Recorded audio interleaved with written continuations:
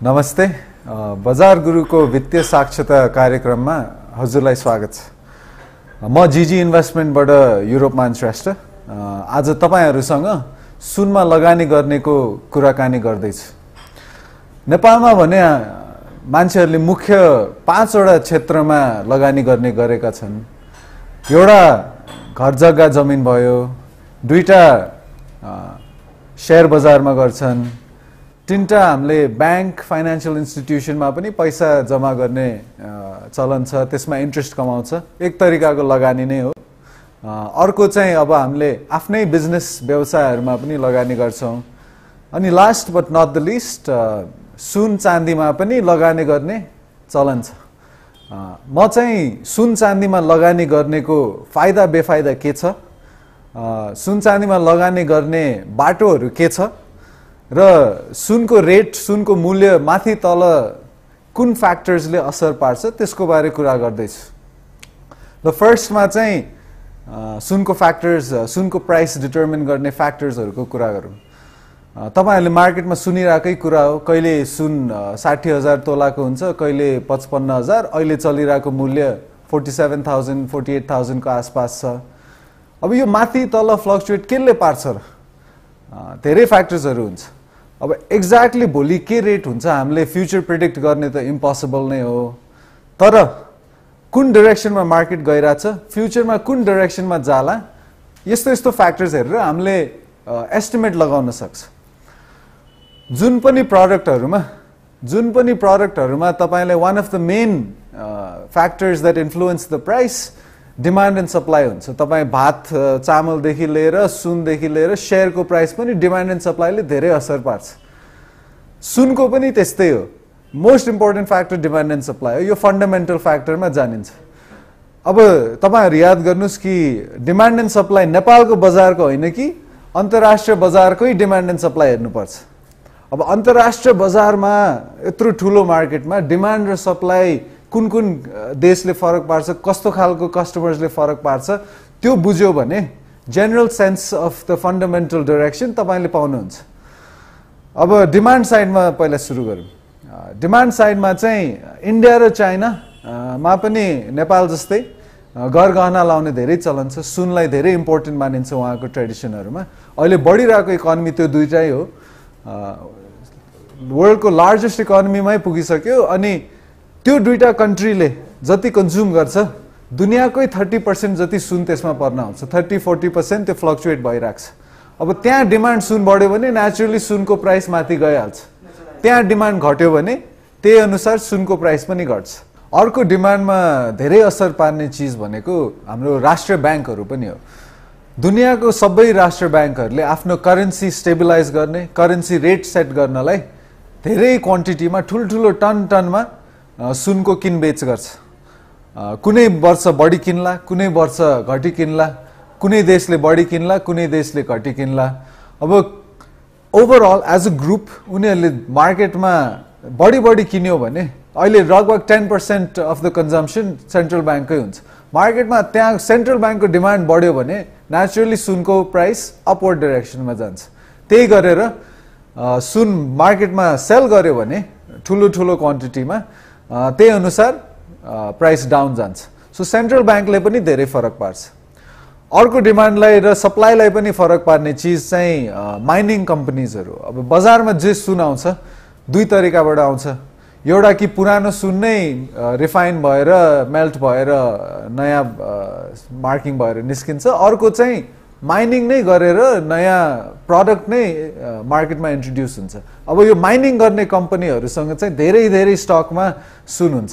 उनीहरुले सुन कसरी रिलिज गर्छ यतिकै ओपनली रिलिज गर्दैन। जसरी प्रोडक्सन हुन्छ त्यसरी गर्दैन। भाउ कम छ भने मार्केटमा उनीहरुले आर्टिफिशियली आफूसँग सुन हाल्छ, आर्टिफिशियली सप्लाई लिमिट गर्छ कहिलेकाहीँ। त्यसले गरेर आर्टिफिशियली प्राइस पनि बढ्छ। त्यो पनि हामीले न्यूजमा फलो गर्नुपर्ने चीज हो सुनमा इन्भेस्टमेन्ट गर्दाखेरि। अनि यो कन्सेप्टलाई चाहिँ नेट प्रोड्युसर हेजिङ भन्छ। त्यही गरेर भाउ उनीहरुलाई ठीक लाग्यो, भाउ राम्रो छ भने त्यहीमा मार्केटमा बिस्तारै गरेर सप्लाई पनि बढाउँदै जान्छ। सो सप्लाई एन्ड डिमान्डमा भनेको तपाईले हेर्नुपर्ने इन्डिया चाइनाको फ्याक्टर भयो, सेन्ट्रल बैंक्सको कन्जम्पसन भयो र माइनिङ कम्पनीहरु सप्लाई साइडमा हेर्नलाई भयो। अब माइनिङ कम्पनीहरु चाहिँ 2 टाइपका छन्। एउटा चाहिँ अब डिमान्ड सप्लाई बाहेक अरू के फ्याक्टर छ त सुनको मूल्यलाई असर पार्ने? One of the most important भनेको US डलर रेट हो। दुनियाँको जुन पनि कमोडिटी इन्क्लुडिङ गोल्ड डलरमै ट्रेड हुन्छ। अब म नेपाली मान्छे नेपाली रुपियाँ लिएर फ्रान्समा गएर 1 किलो सुन किन्नु पर्यो भने पाउँदैन, डलरमै कन्भर्ट गरेर डलरमै ट्रान्ज्याक्सन हुन्छ। त्यही गरेर लन्डन मर्केन्टाइल एक्सचेन्जदेखि लिएर शिकागो दुनियाँको फेमस चल्ने मर्केन्टाइल एक्सचेन्जहरूमा डलरमै ट्रान्ज्याक्सन हुन्छ। त्यो कारणले जब डलरको भाव बढ्छ सुनको घट्छ। किन? अब भाव बढ्यो भने हाम्रो अरू कन्ट्रीहरूलाई डलर किन्न महँगो भयो, महँगो हुनसाथ डिमान्ड घटिहाल्छ। त्यही and with the same logic opposite पनि त्यही हुन्छ। डलर घट्यो भने सुन बढ्छ। सो तपाईँ मार्केटमा डलरको त बुझिरह नै हुन्छ, फलो गर्ने हुन्छ भने सो बढ्दाखेरि चाहिँ सुन नेचुरली डाउन ट्रेन्डमै तपाईँले देख्नुहुन्छ। अब डलर बाहेक अरू के चिजले असर पार्छ? डलरलाई नै one of the most important factors interest rate हो, US इन्ट्रेस्ट रेट। हाम्रो राष्ट्र ब्याङ्कले जसरी इन्ट्रेस्ट रेट सेट गर्छ मार्केटलाई, US को पनि त्यहाँ फेडरल रिजर्भले त्यही गरेर इन्ट्रेस्ट रेट सेट गर्छ। अहिले 7-8 इयर्स भइसक्यो, 0 पोइन्ट कतिमा छ, अहिले बढाउने कुरा आएछ, बढाएकै छैन। जब कि इन्ट्रेस्ट रेट US डलरको बढ्छ त्यसको मतलब के भयो? मान्छेहरू डलरमा अट्र्याक्ट हुन्छ। सुनबाट पैसा झिकेर अरू एसेट्सबाट पैसा झिकेर डलरमा हाल्छ, किनभने अब डलरबाट कमाइ पनि भइरहेछ इन्ट्रेस्ट रेटमा। ट्रेजरी बन्ड किन्ने, त्यहाँ US को बन्डहरू किन्ने भनेको त्यो इन्ट्रेस्ट रेटले नै फरक पार्छ। सो इन्ट्रेस्ट रेट बढाउन साथ तपाईँको डलरको भ्याल्यु बढिहाल्छ। डलरको भ्याल्यु अघि हामीले के भन्यो, डलरको भ्याल्यु बढ्यो भने सुनको भ्याल्यु चाहिँ घटिहाल्छ। सो अहिले जुन सुन अहिले वार घटिरहेछ, अहिले आज कति 47,800 48,000 मा आछ। त्यो मुख्य कारण हो डिसेम्बर 15 मा इन्ट्रेस्ट रेट बढाउन सम्भावना एकदम हाई छ। सो इन्ट्रेस्ट रेट पनि फलो गर्नुपर्छ तपाईँले। Demand supply, interest rate, dollar rate सबैको फ्याक्टर्सहरू कन्सिडर गरेर नै तपाईँले सुनमा इन्भेस्ट गर्नुपर्छ। तपाईँले डलर रेट बढ्न लाग्छ भने फ्युचरमा इन्भेस्ट नगरेको फाइदा, सेल पोजिसन लिएको फाइदा। सुनलाई चाहिँ अब अर्को चिज मान्छेहरूले मान्ने गरेछन्, एकदम सेफ एसेट मान्छ कि।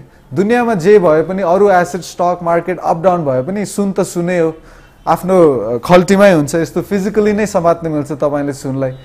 भ्याल्यु अहिले घट्ला पछि बढ्ला तर आफूसँग हुन्छ के, पेपर एसेट होइन सुन भने। त्यसैले अब वर्ल्ड इकोनोमी नै एकदमै टर्मोइल हुँदाखेरि, फाइनेन्शियल क्राइसिस हुँदाखेरि सुनको प्राइस एकदमै हाई जान्छ, किनभने मान्छेले त्यस्तो गाह्रो समयमा सेफ एसेट खोज्छ। सो त्यही हो मेन फ्याक्टर्सहरू सुनलाई एफेक्ट गर्ने भनेको, demand supply, federal interest rate, US dollar र overall state of the economy. अब हामीले सुनको मूल्यको बारे त कुरा गर्यो। अब सुनमा इन्भेस्ट गर्नलाई नेपालमा के तरिका छ त, के बाटो छ? मैक्स नेपालले चाहिँ धेरै प्रोडक्ट्सहरू इन्ट्रोड्युस गरेछ सुन चाँदीहरूमा इन्भेस्ट गर्न मिल्ने गरिकन। एउटा स्पट कन्ट्र्याक्ट भन्ने हुन्छ, यो सबै डेरिभेटिभ प्रोडक्ट्सहरू हो। यसमा मार्जिन मनी हालेर तपाईँले प्राइस बुक गर्नु मिल्छ, बाई पोजिसन पनि लिनु मिल्छ, सेल पोजिसन पनि लिनु मिल्छ। स्पट भनेको चाहिँ तपाईँले रियल टाइम, यो इन्टरनेसनल प्राइसेसमा रियल टाइममा डिटर्मिन हुने चिजहरू हो। नेपालको प्राइससँग खासै मतलब छैन। सो रियल टाइममा तपाईँले इन्टरनेसनल भावमा जे चलिरहेछ त्यसमा बाई पोजिसन लिन सक्नुहुन्छ अनि सेल गरेर प्रफिट कमाउन सक्नुहुन्छ अनि अपोजिट पोजिसन पनि लिन सक्नुहुन्छ। स्पटमा रियल टाइम भयो। त्यस्तै सिमिलर कन्ट्र्याक्ट चाहिँ एउटा फ्युचर कन्ट्र्याक्ट भन्ने, त्यो पनि डेरिभेटिभ हो। स्पट चाहिँ अहिलेको प्राइस भयो, फ्युचर भनेको चाहिँ तपाईँ 3 months लेटर 2 months लेटरको प्राइसमा एसेन्सियली बेट गरेर। So you can invest if you think गोल्डको प्राइस माथि जान्छ, अहिले नै तपाईँले किनेर फ्युचरमा त्यो प्रफिट बुक गर्न सक्नुहुन्छ। फ्युचरमा त्यही गरेर सेल पनि लिन सक्छ। स्पट फ्युचरहरू भनेको चाहिँ तपाईँ डेरिभेटिभ पेपर कन्ट्र्याक्ट्स भनेर यता कोलोकियली बुझ्छ। तर त्यो बाहेक अरू के छ त? अब तपाईँ बजारमै गएर फिजिकली पनि गोल्ड किन्न सक्नुहुन्छ। फिजिकली कसरी किन्छ? हामी गहना, कोइन, बिस्किटहरू किन्छ, त्यसमा सुन पसलहरूबाट किन्दाखेरि ज्याला जर्ती लाग्छ, कति 10, 12, 15% हेरी हुन्छ। त्यो भने एउटा तरिका भयो।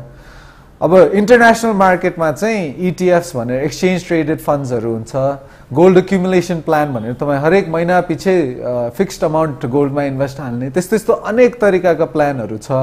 त्यो नेपालमा आएको छैन। हामी ल्याउने ट्राई गरिरहेछ, मेक्ससँग हामी पनि काम गरेर ल्याउने ट्राई गरिरहेछ। त्यो hopefully within a year or two नेपालमा पनि देखिन्छ। तर नेपालमा अहिले चाहिँ के इन्ट्रोड्युस भएछ, हामीले मर्केन्टाइल एक्सचेन्ज र गहना गृह मिलेर नेपालकै फर्स्ट टाइम एउटा प्रडक्ट निकालेछ हामीले, डी गोल्ड भनेर। डेलिभरी गोल्ड यसको फुल फर्म। डेलिभरी गोल्डमा तपाईँले इन्टरनेसनल प्राइसमा किन्न सक्नुहुन्छ। नेपालमा चाहिँ हाम्रो सुन चाँदी व्यवसाय सङ्घहरूले दिनको एउटा मूल्य घोषित गर्छ, त्यही मूल्यमा पुरा दिन कारोबार हुन्छ 24 घण्टासम्म। सो डी गोल्डमा चाहिँ तपाईले सफ्टवेयरद्वारा जुन इन्टरनेसनल रियल टाइम प्राइसमा छ त्यसमा साँच्चैको सुनै किन्न सक्नुहुन्छ अनि यस्तो कोइनको रूपमा फिजिकल डेलिभरी नै पाउनुहुन्छ। अब आजको मूल्यमा हैन, अहिलेको मूल्यमा पाउनुहुन्छ। त्यो एउटा ठुलो फाइदा छ यसको। अनि मान्छेहरू सुनमा इन्भेस्ट गर्न फ्युचरमा अलि डराउने मान्छेहरूलाई फिजिकल सुन पाएपछि अलि ढुक्क पनि बस्न सक्नुहुन्छ। अब सुन पाउँदाखेरि तपाईले पुरै मूल्य एकैचोटि पनि दिनु पर्दैन। सपोज अहिले 10 ग्रामको 45,000 रेट चलिरहेछ। 45,000 मा जम्मा 10% मार्जिन हालेर ब्याङ्कको थ्रु नै हुन्छ यो सबै। जम्मा 10% 4500 हालेर 45,000 को सामान किन्न सक्नुहुन्छ। अनि सामान लिने बेलामा मात्र बाँकी पैसा चुक्ता गरेर बिलसँग सुन पाउनुहुन्छ। अनि यो बिल चाहिँ अनि यो सुन चाहिँ तपाईले एट एनी टाइम फ्युचरमा भाउ बढ्यो होला, तपाईले प्रफिट बुक गर्नु मलाई होला, एट एनी टाइम फ्युचरमा जे मार्केटमा रेट चलिरहेछ त्यो मार्केट रेटमा गहना गृहले बाइब्याक ग्यारेन्टी पनि दिन्छ। सो यो नेपालकै उत्कृष्ट फर्स्ट टाइम निस्केको प्रडक्ट एकदम इनोभेटिभ हो। यो फाइनेन्शियल सेक्टरलाई नै डेभलप गर्छ। यही कन्सेप्टले हामीले एग्रिकल्चर अरू मेटलहरूमा पनि लान सक्छ। सो डी गोल्ड भनेको चाहिँ गहना गृह र मेक्सको नै फर्स्ट प्रडक्ट हो। सो आज हामीले सुनको मूल्यलाई के फ्याक्टर्सले असर पार्छ त्यसको बारे कुरा गरेँ। अनि सुनमा इन्भेस्ट गर्ने के बाटो छ त्यसको बारे कुरा गरेँ। अनि अब फ्युचर्स, डेरिभेटिभ्सहरू, मार्जिन कल, इक्विटी त्यस्तोबाट डराउने मान्छेहरूलाई पनि नयाँ प्रडक्ट एउटा सेफ कम्फर्टेबल फिजिकल नै पाउने डी गोल्डको बारे पनि हजुरहरूलाई जानकारी पाएँ। अब त्यति भन्दै म हजुरहरूसँग बिदा माग्न चाहन्छु। धन्यवाद।